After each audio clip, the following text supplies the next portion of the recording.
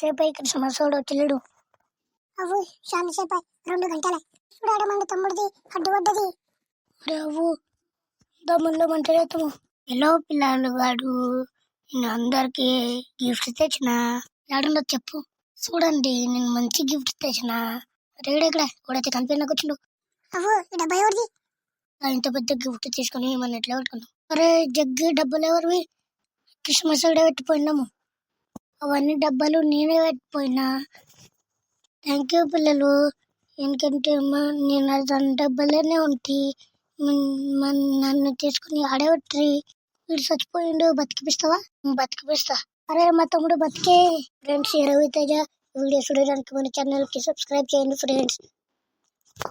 రేడేవర్రా పూరా వెనకాల మెయిన్కి పెట్టి చూస్తున్నాడు. అరే మాట్లాడరా, నేను దయ్యముండా? ఊరుకురా, దయ్యం నన్ను కష్టది.